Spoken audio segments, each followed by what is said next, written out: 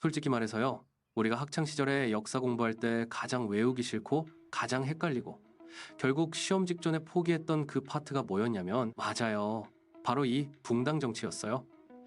동인, 서인, 남인, 북인, 노론, 소론. 이름만 들어도 머리가 지끈거리잖아요. 근데 제가 오늘 딱 10분 만에 이 복잡한 붕당 정치를 머릿속에 완전히 넣어드릴게요. 이게 얼마나 막장 드라마였는지, 조선이라는 나라가 어떻게 내부의 싸움으로 스스로 무너져갔는지 그 오피스 정치의 실체를 까발려 보겠습니다. 자, 일단 핵심 질문부터 던지고 시작합시다. 붕당 정치가 뭐냐고요? 쉽게 말하면요, 같은 회사 다니는 사람들이 야, 너는 나랑 친하냐? 아니면 저쪽 파랑 친하냐? 이걸 가지고 칼 들고 싸운 거예요. 단순히 정책이 다르다가 아니라 너네 엄마가 이랬다, 너네 아버지가 이랬다, 이런 인신공격과 파벌 싸움이 나라의 모든 정책을 마비시켰다는 겁니다. 그 결과가 어땠는지 아세요? 딱 숙종 때 벌어졌던 경신환국을 한번 보세요. 하루 아침에 어제까지 권력을 잡고 있던 남인들이 그냥 다 모가지가 날아가요. 사약 마시고 귀양 가고 숙청되는 숫자가 거의 1000명에 육박했거든요. 왜요? 단지 그들이 왕한테 미움을 샀기 때문이에요. 정책이 실패해서가 아니라 그냥 너는 우리 편이 아니니까 나가. 이게 바로 조선 500년을 지배한 붕당 정치의 민낯입니다. 너무 충격적이죠. 자, 그럼 이 지옥의 파벌 싸움이 어떻게 시작되었는지 그 뿌리를 한번 파헤쳐 봅시다. 모든 일의 시작은 선조 때였습니다. 16세기 후반이죠. 새로운 엘리트 집단이 등장을 해요. 이들을 사림이라고 불렀죠. 이 사림들은 기존의 기득권층을 몰아내고 벼슬길에 오르기 시작했어요. 문제는 이 사림들 내부에서 파벌이 갈리기 시작했다는 거예요. 처음에는 두 당이었어요. 동인과 서인, 동쪽 사람들, 서쪽 사람들이죠. 근데 이 동인과 서인의 분열이 진짜 사소한 일에서 시작되었다는 사실을 아세요? 너무 황당해서 웃음만 나올 정도예요. 주인공은 두 명입니다. 심의겸 그리고 김효원. 심의겸은 당시 잘나가던 기득권층인 서인의 리더였어요. 김효원은 새로 떠오르는 신진 세력, 아주 젊고 유능한 학자였죠. 이 두 사람이 사실 같은 동네에 살았잖아요.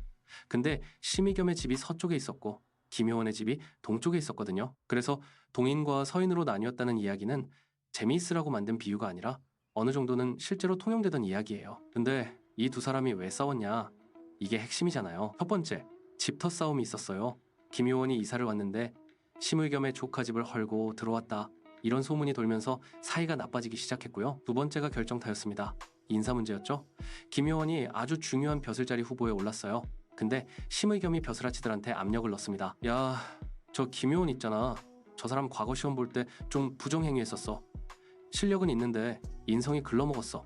이렇게 흠집을 낸 거예요. 결국 김효원은 벼슬에서 밀려납니다. 김효원 입장에서 얼마나 억울하겠어요. 실력으로 붙었는데 나보다 훨씬 높은 선배가 꼬투리 잡아서 나를 찍어 누르네. 이때부터 이 두 사람은 철천지 원수가 되었습니다. 김효원을 따르던 신진 세력이 동인, 심의겸을 따르던 기득권층이 서인, 이렇게 두 개의 거대한 파벌이 조선의 정치를 갈라놓기 시작한 겁니다. 이게 무슨 고대 철학 논쟁도 아니고 결국 감정 싸움, 바로 질투와 열등감에서 시작된 거거든요. 자, 동인과 서인이 갈라졌어요. 그럼 이제 이들은 왜 계속 싸우냐? 싸움의 명분이 필요했겠죠. 이때 등장하는 것이 이의와 성원에 대한 평가였어요. 이의가 이황과 더불어 조선 유학의 대가잖아요.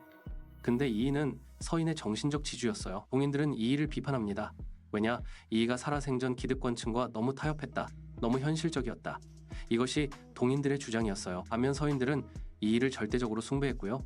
이게 바로 당대의 사상 논쟁으로 번집니다. 동인, 야, 우리는 개혁해야 돼.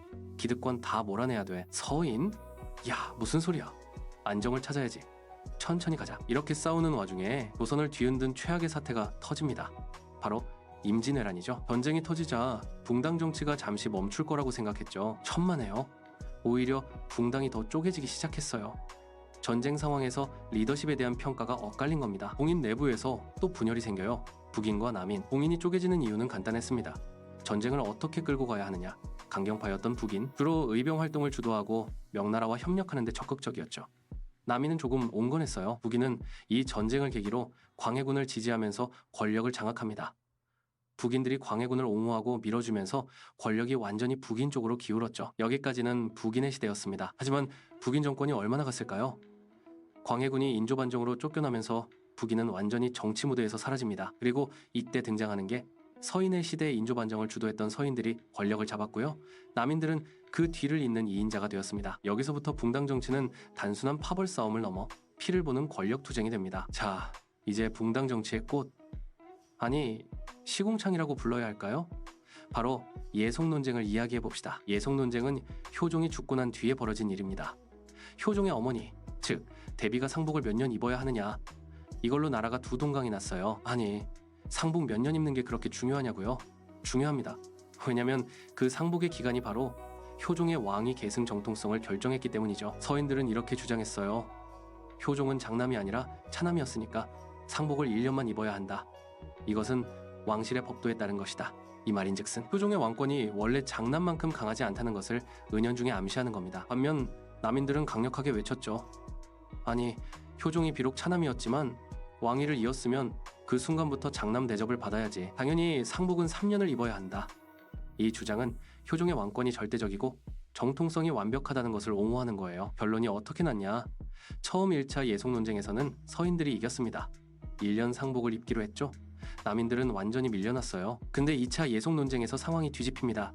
이번에는 남인들이 이겨요. 상복을 1년이 아닌 9개월 입기로 결정하면서 남인들이 대거 정계로 복귀합니다. 여기서 중요한 건 정책의 옳고 그름이 아니었다는 겁니다.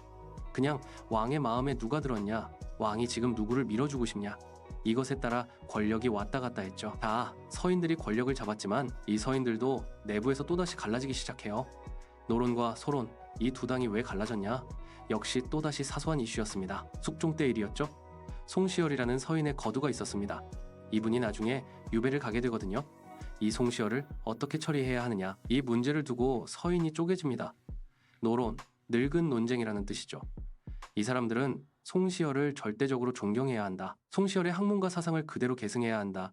매우 보수적이고 원리 원칙에 충실했어요. 반면 소론, 젊은 논쟁이라는 뜻이죠. 이들은 송시열의 주장을 일부 비판할 수 있어야 한다. 조금 더 유연하고 현실적인 정책을 주장했어요. 결국 조선 말기까지 이 노론이 압도적인 권력을 잡고 흔들게 됩니다. 이 노론의 권력 독점이 조선을 얼마나 망가뜨렸는지는 후대에 가서 처절하게 드러나죠. 이제 붕당 정치의 하이라이트, 조선 역사상 가장 드라마틱했던 시기, 바로 숙종의 시대입니다. 숙종은 왕권이 매우 강한 왕이었어요. 근데 이 붕당 정치가 너무 짜증이 났던 거예요. 동인, 서인, 남인, 북인이 치고받고 싸우니까 숙종이 깨달았죠.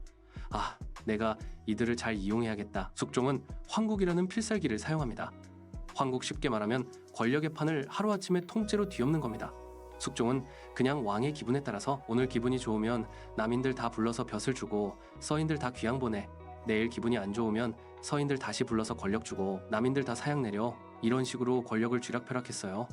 이때의 정치를 줄타기 정치라고 부릅니다. 신하들은 오늘 내가 출근했다가 내일 죽을지 모르는 살얼음판을 걸어야 했죠.